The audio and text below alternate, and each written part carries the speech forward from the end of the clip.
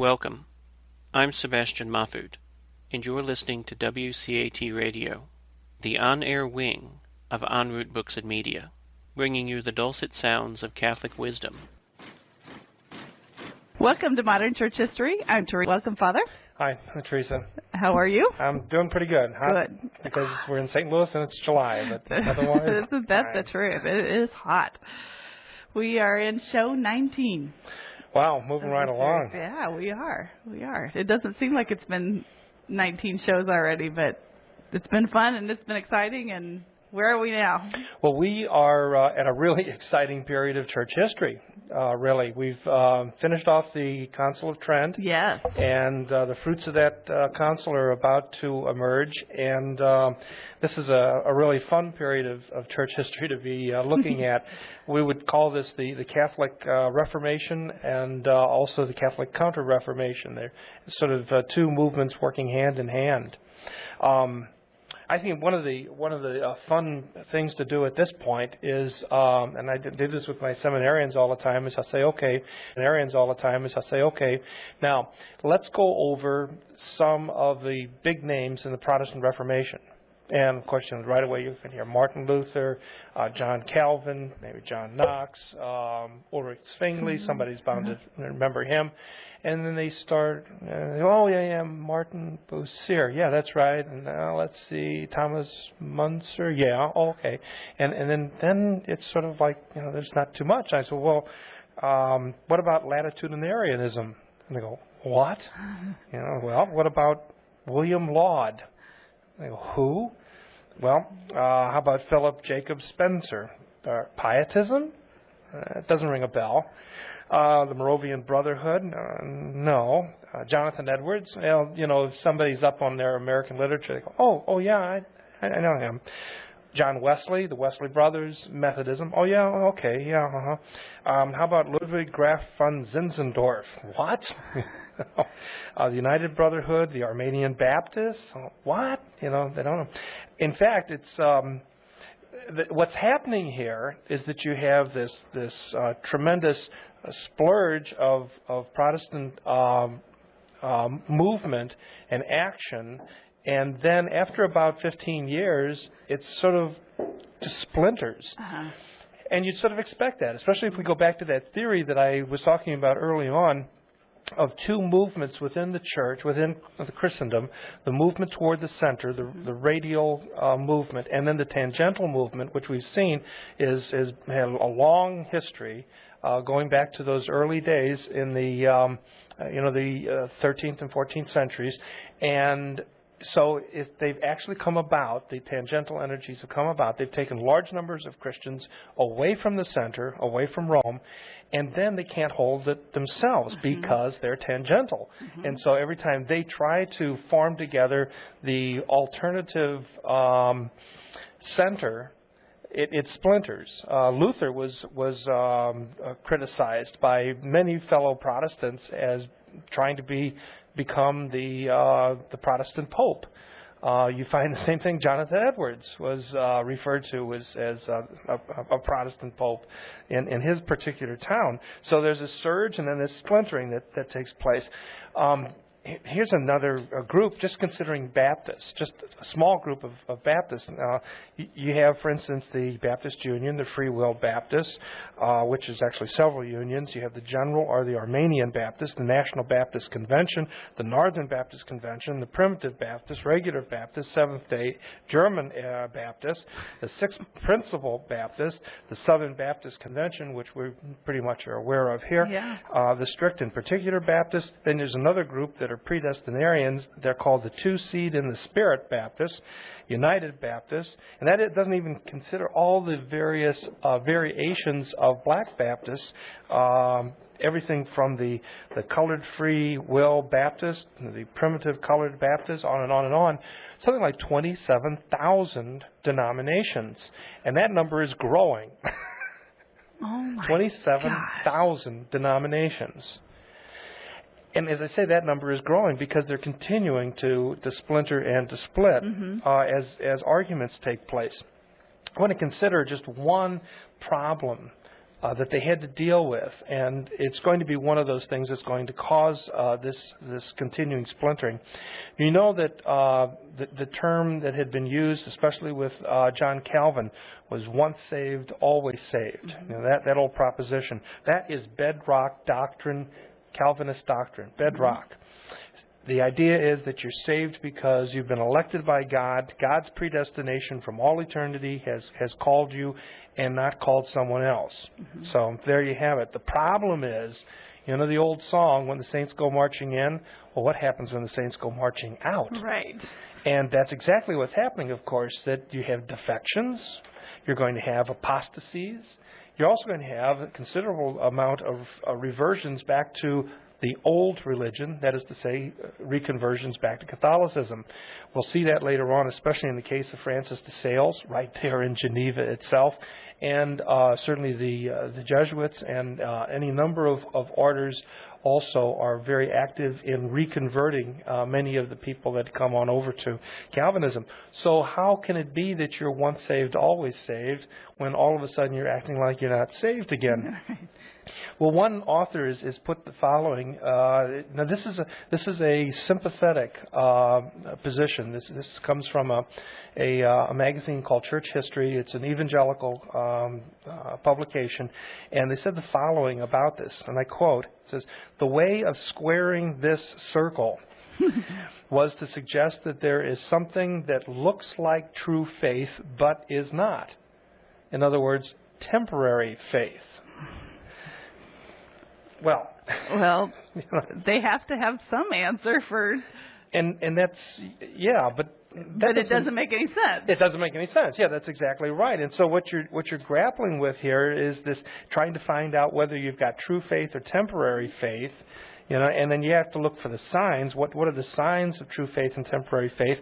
And that opens everything up to argument, which of course opens everything up to the breaking down into denominations and denominationalism.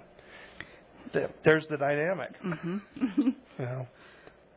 So now that's the tangential movement in Christendom, in Christianity, that heads in that direction.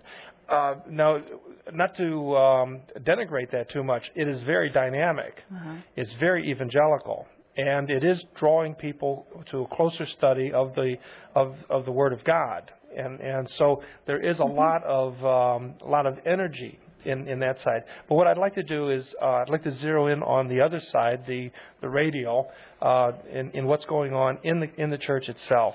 And first of all, would like to. Well, we have to go back to another old concept we talked about very early on in this set of programs, and that's the great man theory. But we really need to be calling it the great person theory, because there are an awful lot of great women who are about during this century. Okay. I think we can still get away with saying great man theory. I guess you can. Okay. You can by this account anyway. Okay. Well, we know what we're talking about. That's We're right. talking about the generic We're not human talking being about here. the gender. You know, you sit yourself down with the lives of the saints, and you start looking at the dates, the birth dates, death dates of saints. Okay, when you take this period, which I'm talking about, basically the 1530s to the 1560s. Okay, that period. That's about 30 years. I counted 23 bona fide, certified, and canonized saints, all contemporary. 53? 23. 23. Okay. 23. I mean, not since the time of Thomas Aquinas. And even then, I don't know if we could come up with 23. 23, but no. it is just... Yeah, because that was the 1200s right before. Right? Yeah, that's right. And so right when we started, we were talking about all those. And then the death of all those saints, and so many of them dying within a matter of a couple of years. But here we have 23 canonized saints. Now, so, you know, who knows how many other uncanonized were running around, but 23 all operating at the same time, all contemporaries, and we'll be talking about several of them. Wow. It's also the same time that we have the apparition of Our Lady of Guadalupe in America in 1531. 8 million, 10 million? About 8 million conversions, all within the matter of a couple years, and then more as time went on. So that's taking place at the same time. And of course, this is not solely a Mexican phenomenon. You know, that the Church Universal embraced Our Lady of Guadalupe very early on. We have proof of that because there is a copy of the tilma that is made, an artist rendering of the tilma, and it's sent to Rome, to the Holy Father. Oh, really? And not only that, but also at the Battle of Lepanto in 1571,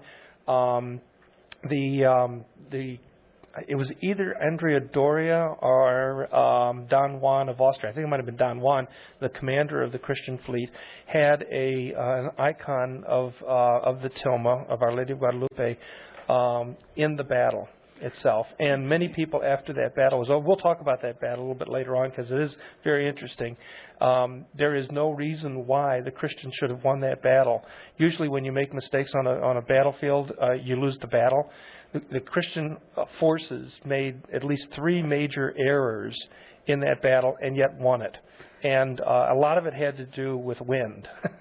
Wind coming up at times when it would not have or should not have. And and so it's a phenomenal battle that takes place. And once again, Our Lady of Guadalupe is credited with that victory in the hearts and minds of many people who were there at that battle that day.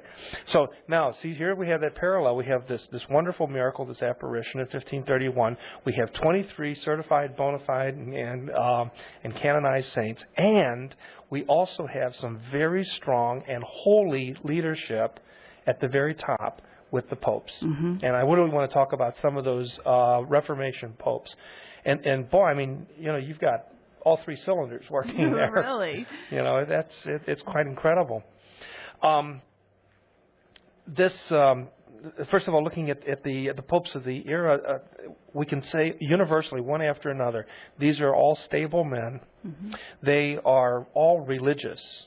And remember back at the time of the Renaissance, you had men who were much more interested in Christian humanism with the emphasis on the humanism, not so much on the Christian. And they were very interested in the architecture, the splendor, the grandeur of the church. But that was external, buildings. You know, these are men who are dedicated to the saving of souls. And so you have that. They are also every single one of them are serious about reforming the church. Now, added to that, in this about a 38-year period of these popes, there were 6 in 38 years. Oh, okay. The one wins the prize. He was pope for 15 years. Oh, wow. Pope Paul III. And then after that, they range like this. So you have 15 years, then 5 years, then 3 weeks. Then you have 4 years, 6 years, and 7 years. That might say, well, especially living as we are now in this era when we've had a pope for going on 25 years now, we say, well, you know, that's not very good. But on the other hand, when you look at an American president is only in office 4 years or maybe 8 years maximum, there is constant turnover. And the interesting thing is that as a result of this, you have a lot of energy and a lot of innovation coming at spurts. There's one pope we're going to talk quite a bit about actually. He became pope at the age of 79. Oh my God! You know, most people would be kicking back and doing some fly fishing, you know, but he becomes pope at 79, and he has 4 years, almost 5 years, and tremendous energy that he. But you know, what do you do at 80? I think he died at 83. That's awesome. Yeah, it really is. And so on the one hand, you don't have stagnation, which can happen if a pope is pope too long. Although we have found that the longest reigning popes, stagnation is not something that you would. There's a problem. Yeah, you know, certainly with our own Holy Father, Leo XIII, Pius IX. St. Peter. You know, we don't have any problem with stagnation with those guys, but it's a possibility. And then the other thing, of course, is if they're not in long enough, you end up with chaos, short reigns, which we saw back in 1378. You know, with all of those. So the first one then to look at really is Pope Paul III. Okay. And he is really going to be. We've seen already that, for instance, Pope Adrian tried to begin a reformation even before him, but was unable to get much accomplished, wasn't around long enough to do much. Paul III is going to have plenty of time to do this.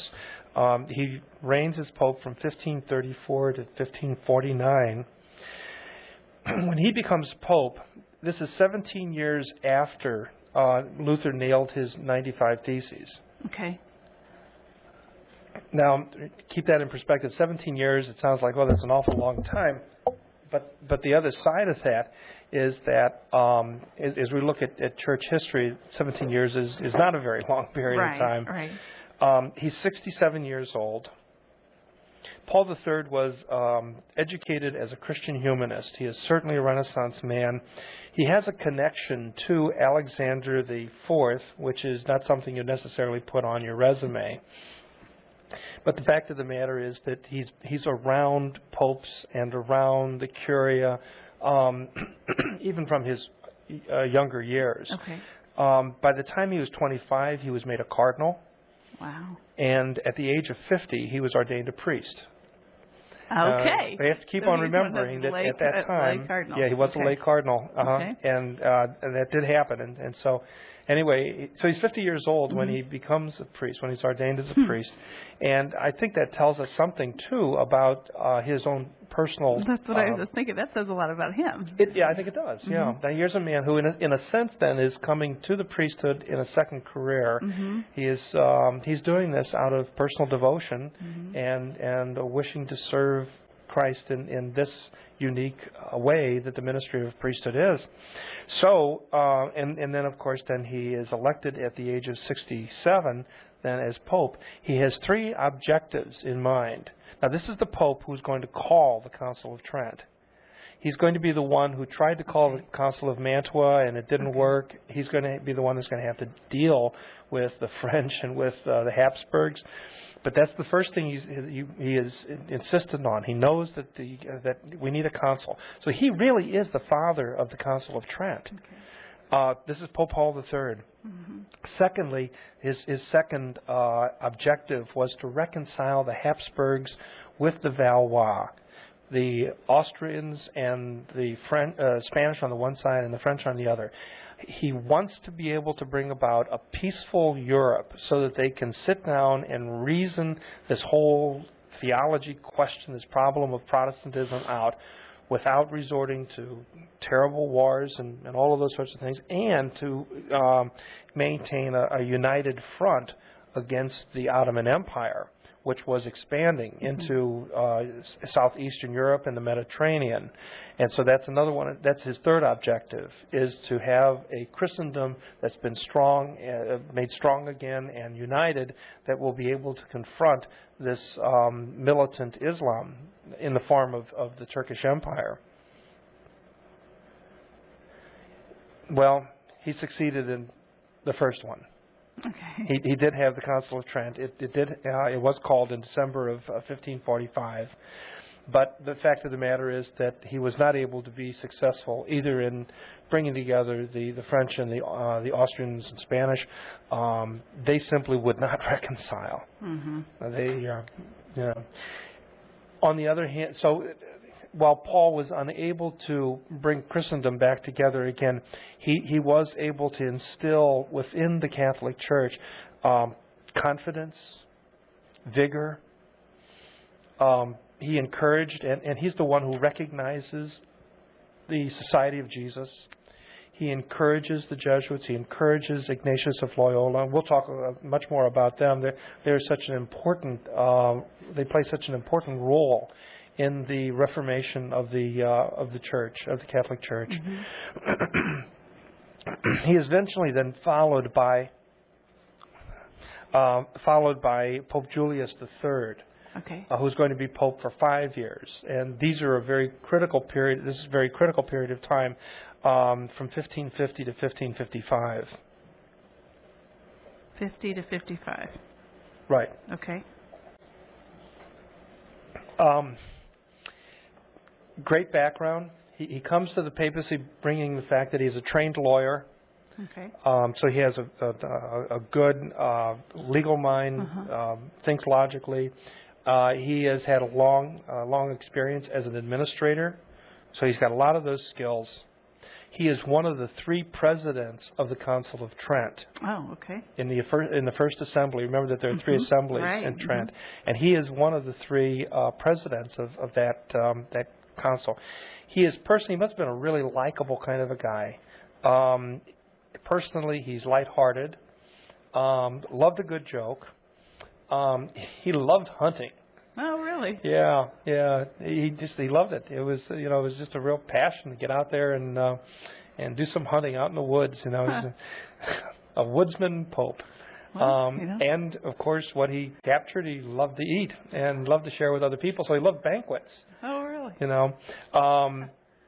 And part of this whole thing of humor and having that joie de vivre kind of a thing was also to have court jesters. Oh, okay. It's been a while since they saw court jesters in the papal courts. Right. and even a monkey. He had his own pet he had a monkey as a pet. Oh my God.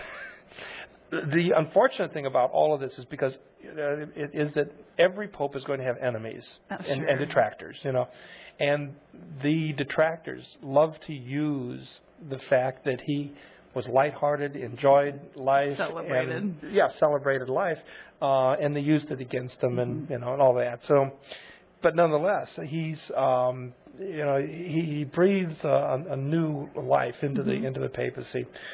He reopened Trent. He's the one who is responsible for the Second Assembly. But unfortunately, he also had to close it because it looked as though a Protestant army was about to march into Innsbruck, and terrible things could happen. And of course, we've seen that later on. We're going to see the Council of the First Vatican Council have to close also because an army's coming at them. So he finds himself having to close it. He is the one who sends Cardinal Pole back to England in order to help Queen Mary I. Okay. And we're going to talk a little bit about Cardinal Reginald Pole too. He's an absolutely incredible person. He also, the Pope also, Julius III, also helps the Jesuits to expand even further. So he accomplishes in the 5 years that he's Pope. He accomplishes quite a bit. When he dies, his successor is Marcellus II. Okay. Now Marcellus is one of those few popes. There are probably half dozen or so that chooses his own baptismal name. His own Christian name. And so he becomes Pope Marcellus II, taking his own name. As I mentioned before, he's the one that only lives 3 weeks. Oh, okay. And interestingly enough, in those 3 weeks, it's not what he did, but what somebody did for him that helped to totally reform liturgical music. Oh, my God. Isn't that something? When he was elected Pope, there was a priest by the name of Palestrina, who was a wonderful composer, and he came to the papal courts and he composed a mass, the Missa Marcella, and this particular mass revolutionized the way it was meant to celebrate the pontificate of Pope Marcellus II. But he was dead by the time it was completed. Oh my God. Nonetheless, the Mass was, back in those days, you'd have to actually say the Mass was performed. Their notion was a little bit different than, of course, the way that we look at things, especially since the Second Vatican Council. But the whole thing about this was it was a restoration of the sense of the sacred. Liturgical music had gotten folksy. That sounds familiar. Yeah. And as a result of that, the Mass had become more familiar.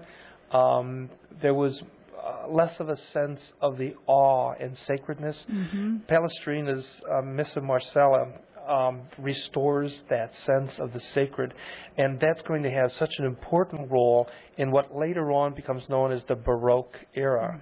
And the Baroque era and the Catholic Reformation go hand in hand. The true patrons of the Baroque are going to be members of the Catholic Church. All right. That's all there is to it. And so he plays this incredible role, although, like I say, he didn't do anything to cause it, Right. and dies 3 weeks into it. So, Isn't that interesting? Okay, 3 weeks. yeah. Sounds just like or John Paul I. He was, Yes. What, maybe another week beyond that? I think so, yeah. The Pope, what do they call it? The month of September? The Pope of September? Yeah, the September Pope, yeah. Well, the next Pope to follow afterwards is a cardinal. Okay. His name is Gian Pietro Carafa. Okay. Okay, and he takes the name Paul IV. Okay. He is, personally, I think he is one of the most interesting popes. He's controversial, and he made some bad mistakes. We'll see how some of that happened. But he is one of the most incredible lives of this Reformation era. First of all, as a young priest, he was assigned to leave his native Italy, and he is an Italian nationalist. He loves Italy. He's a patriot. And he is assigned to serve as a chaplain in the court of Ferdinand and Isabella in Spain. Mm-hmm. Okay. Now, I've tried to find out. I've gone through as many books as I could get my hands on around that era and tried to find out something about his activities at the court of Ferdinand and Isabella. He's a chaplain there. But you remember who the big chaplain is there? The chaplain of the Queen herself, Isabella, is Cardinal Jimenez de Cisneros.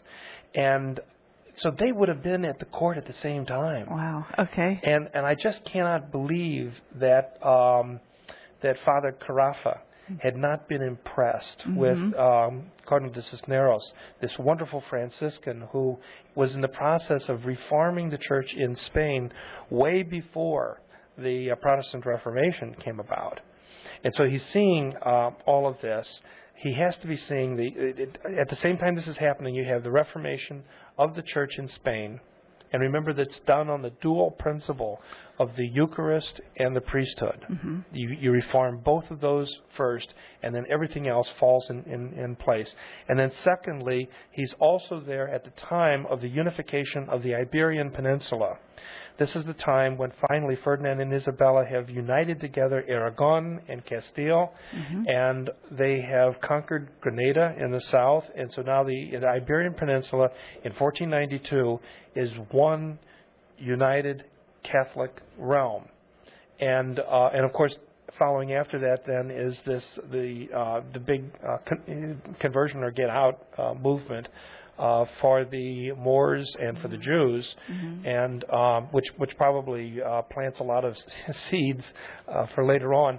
But Father Carafa is there watching this country, this Catholic country, come together united. He had to be. I mean, we know for a fact throughout his life that he was a great lover of Italy. He had to look longingly at the Italian peninsula and think to himself, why can't we do what the Spanish have just done? And because Italy has been, since the time of the Romans, a whole conglomeration of different kingdoms and dukedoms and fiefdoms and independent cities, and it's not until the 1860s that Italy is united, and even then it's a really shaky proposition. So you have all of that going on in his mind. There is one other aspect also that he has to experience. In fact, we know he experiences it because he speaks of it later on, and that is the arrogance of the Spanish court. Okay. Nothing succeeds like success, and after they've been so successful, they get kind of cocky, and I think even Spaniards would recognize that they were a little on the cocky side back then. It's something you got to watch out for. We Americans need to be careful of that too. When you end up being the only superpower in the world, you tend to take people for granted and that you shouldn't push people around. And the Spanish were just they really got to be famous for this. And so Father Carafa, when he returns back to Italy, is going to come back with a real sense of, reforming the church, of unification of his people, and also watch out for those Spaniards, who are so arrogant. Well, he returns to Italy, and he is assigned as bishop. He is made a bishop of the little but very ancient Italian city of Chieti. Okay. And we need to remember the Latin name of this city, and I'll explain why in a minute. But in Latin, at the time of the Romans, the city, which is Chieti in Italian, at the time was Theate. Okay. Okay, and you'll know why when the moment comes. Okay. He comes back with a reforming spirit. Now he's a bishop. Okay. And this is a man underway. He founds in around 1513, along with St. Cajetan, one of the men of the day, he founds an organization called the Oratory of Divine Love. And this, he founds it in Rome, in Genoa, in Chieti. And what it is a society made up of priests and at the time also of lay people. So it was priest and laity together. And as the name would say, the Oratory of Divine Love, it is an organization set up for prayer. And through prayer and personal spiritual formation and drawing closer to God, in all of this, then the church would be renewed. And now remember, this is 4 years before Martin Luther's nailing on the Wittenberg doors there. Right. And so he's already begun this. He is this society, this Oratory of Divine Love, is also involved in charitable works. So they're all involved in all of this, and eventually the priests themselves within the oratory band together into a tighter union, and they call themselves the Theatines. Okay. Named after the Latin term for the city of Chieti, Theate. Okay, and one of the movers in all of in all of this is Saint Jerome Emiliani. So now, we're dealing with a man who later becomes a pope and is a real reformer, and he is collaborating with two later on bona fide, certified, canonized saints in order to bring about this group of priests. Now, you've probably, a lot of people have never heard of the Theatines. You have to kind of get below the surface there. And probably the reason for that is because there were so few of them. Okay. At one point, I think they had a little over 100 priests in this order. But it's also known as one of the nicknames that it gets over the years as people look back at its history is it's known as the seminary for bishops. Oh, really? Yes, okay. Because so many of the Theatines became bishops and reforming bishops. So this is the first really great thing that now Bishop Bishop Carafa gives to the church is this, not only is he a reforming spirit, but he also brings together others in a reforming spirit, and now they themselves later on will become leaders in various dioceses to do this too. So successful is he then that he is given the Cardinal See of Naples, and he becomes the Cardinal Archbishop of Naples. And there, this is around 1530, there he is joined by his own blood sister, who is a Dominican nun. Okay. And she works very hard at reforming the Dominican order, the Dominican sisters in Naples, in conjunction with her brother, the Cardinal Archbishop.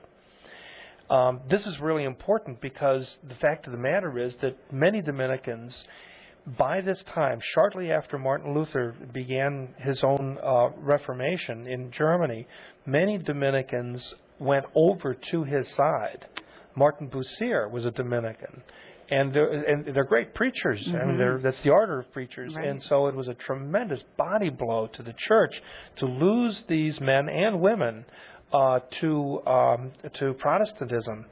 And so it becomes really important for the church to reform the orders themselves, and Dominicans were certainly one that was well underway with the help of Pope Paul III.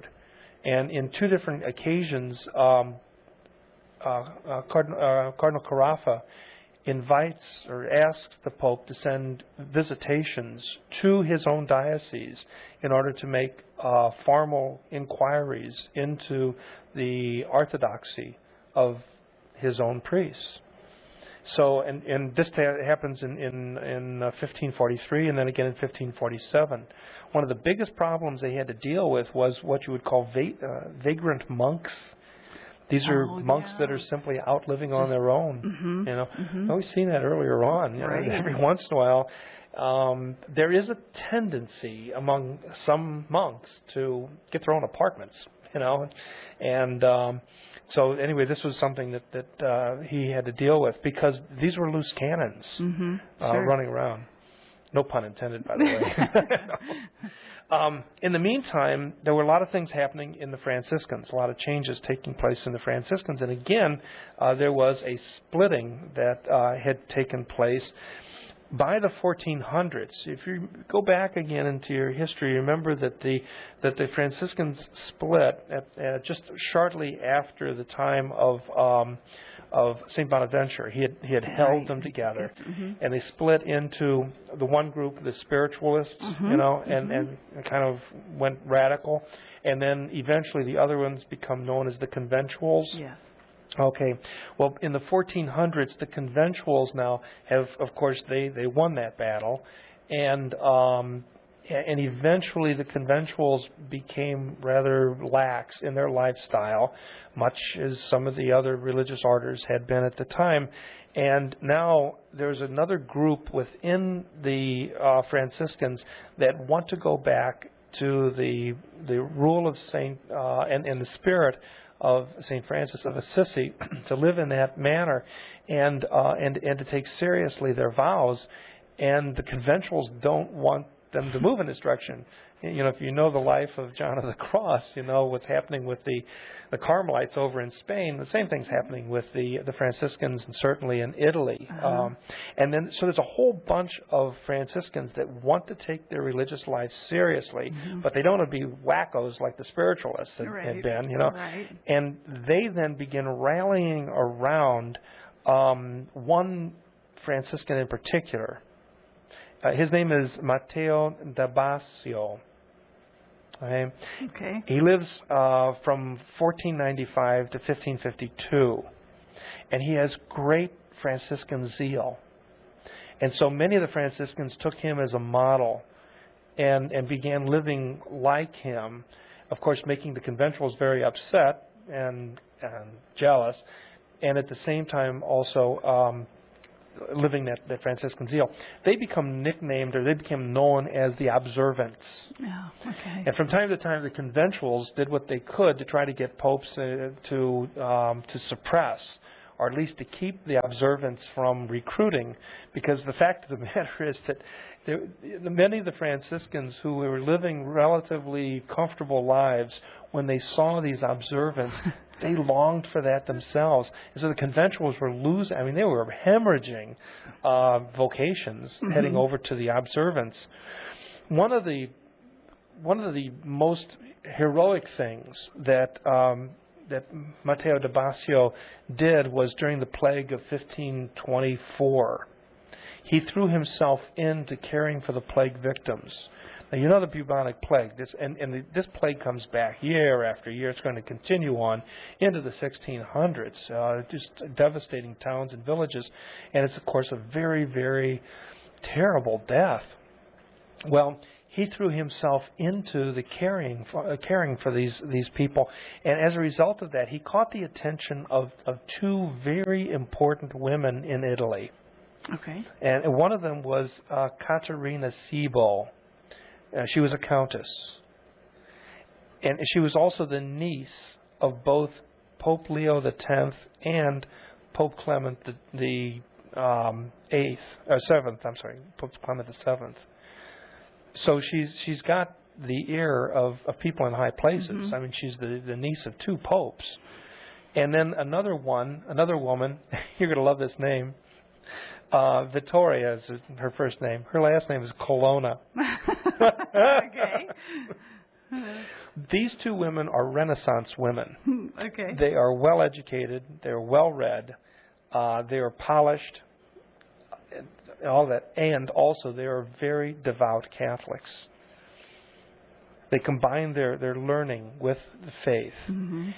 Both of them are caught by the example of this little Franciscan, this Matteo de Basio, and they then began lending their support to him in reforming the Franciscans and in protecting and helping the observance. They encouraged him in his work. The other Franciscans who joined him adopted a very strict lifestyle, very similar to what St. Francis had led himself. And what was most interesting about them is to differentiate themselves from the other Franciscans. They wore a pointed hood. It was a tall, pointed hood, which the Italians referred to as the Cappuccino. They become nicknamed as a result the Capuchins. And this is where that order, that brand of Franciscans comes about. It's also where the name of that coffee comes about. Really? Yeah. They continued to grow, even as others fall away. The Franciscans themselves, the conventuals, experienced some terrible body blows at this time, when 2 of their former generals, 2 of their vicars general, actually left the order, left the Catholic Church, and went over to Calvinism. One of them goes to England and is a big preacher of Calvinism in the British Isles. The Capuchins, however, are there to stay. And they grow. They're very powerful, and they give us a good number of things that are part of the landscape, the Catholic landscape today. For one thing, the 40-hour devotion is their own creation. Yeah. Yeah. And then also they really popularized the notion of third orders. And I don't know, I don't have statistics on how the Third Order Franciscans are today, how large they are, but I did come across a statistic that at the turn of the century, in 1900, there were over 1 million Third Order Franciscans in the world. 1 million? 1 million. Isn't that? In 1900? 1900. Yeah. Wow. That is amazing. Yeah, it really is. And now, in the midst of all of this happening, of course, you have, Cardinal Carafa, who is a real reformer, helping all of this taking place. So these are wonderful reforms taking place simultaneous with all the stuff we've been talking about before of what's happening in Germany with Martin Luther, what's happening in Switzerland with Zwingli, and then with Calvin, the Huguenots in France and in the Netherlands, John Knox up in Scotland, Henry VIII in England, all of those things happening. We also see a lot of reform underway that's taking place, and we've already seen it in Spain. Now we're seeing it taking place in Italy also. Well, Cardinal Carafa is eventually elected Pope. He's 79 years old when he's elected. And as I said... The second one is 79, isn't it? No, he's the one. Oh, he's the one. He's okay, the one. Okay. Yeah, he's the one who's 79. Okay. At a time when most people are, sitting back, kicking back, getting their Social Security check, and reading the latest blurb out of AARP, he's rolled up his sleeves and he's gone to work. You know the life already. You know what he's been around. He has been, and now he has the ultimate authority. He can do something, and so what he brings to the papacy is austerity. There's no plan. He doesn't have any monkeys, for pets.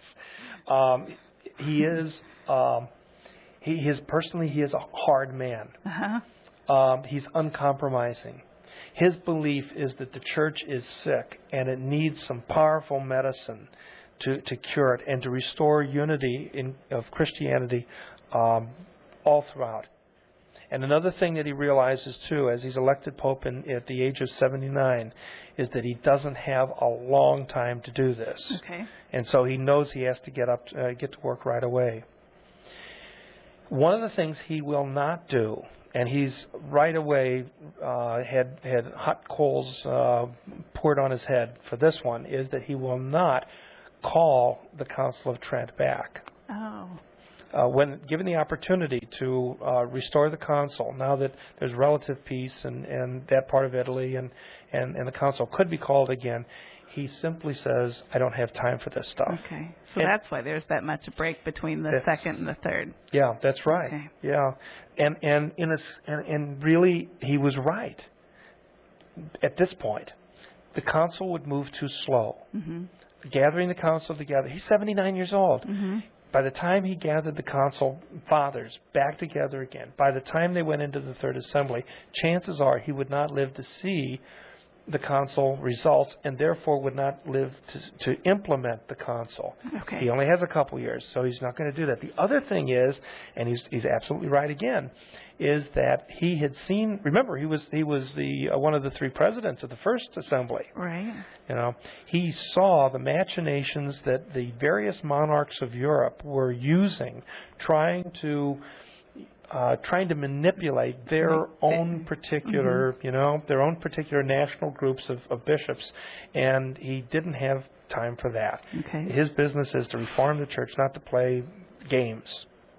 And so what he does instead is he reforms the church from the Curia and his nephews. Mm-hmm. He's got three nephews, and he decides to use his nephews because he can trust them, he thinks. I was going to say, is this Yeah. And he what can I say? Uncles love their nephews, mm-hmm. and they don't see the other side. But in this case, he should have. His one nephew, Carlos, who was undoubtedly the most corrupt of the three, he elevated as a cardinal and made him the Secretary of State. Mm. And Carlos read poor old Carafa, read him like a book. Mm-hmm. He knew his loves and his weaknesses, and he used them. First of all, he knew of his uncle's Italian patriotism, mm-hmm. and so he did that. He used that in order to ruin the relationships with both France and with the Habsburgs. Okay. Mm. He knew of his uncle's disdain for the consul, recognizing mm-hmm. that he would mm-hmm. not be able to do much in the time mm-hmm. he had. But he used that. This is Carlos. Carlo used that decision not to call the consul as a means to begin building cases against some of the reformers within the church itself. At one point, Cardinal Pole, of all people, was brought up on heresy charges. Right. One of the other presidents of one of the earlier assemblies, Cardinal Moroni, just an incredible man himself, is not only brought up on corruption charges and on heresy charges, which are all trumped up. Mm-hmm. There's nothing to them, but he's actually thrown into prison. Mm. And both of these men, both Pole and Moroni, suffered grievously at the hands of the Inquisition. Now, I'm not talking physical torture, but I'm talking the loss of their good name mm-hmm. and the inability for them to continue the reforms of the church, and this is all being done because the Secretary of State, this Carlos, is embroiling himself in all, and at the same time he is fleecing the church right and left. Mm. He and his two, the other two accomplices, the other two nephews. Now, while that is going on, and this is a very sad part of the reign of Paul IV, and later, right before his death, he's going to recognize this and correct this. But while this is going on, Paul is also reforming the inner curia of its own problems. First of all, he refused to accept any proceeds from any church office or any benefice. So when he appointed someone as a bishop someplace or gave an ambassador's position or something like that to someone, it was a long-standing tradition that goes back to Avignon to receive a gift from the recipient of that office. He refused any money at all and considered that to be a form of simony. He refers to this as the heresy of simony that he was going to root out. And that was a very brave thing to do, because the fact of the matter is that the Papal States is not exactly the wealthiest part of Italy. And he found himself impoverished as a result. This is a major income that he finds himself giving up. And very quickly the church became impoverished. Many of the bishops who were living there in Rome decided that it was time to get out of town, because it wasn't tight. Yeah, things are getting tight. Yeah, and Pope Paul suggested that was a great idea for them to do that.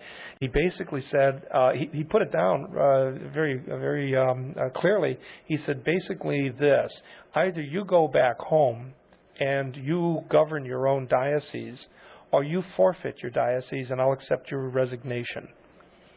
All right. They went from 100 absentee bishops. That's it. Yeah, that's right. And that's another one of those concerns, was absenteeism and pluralism. And he did away with pluralism. And there were 130 bishops at the papal court when he became pope.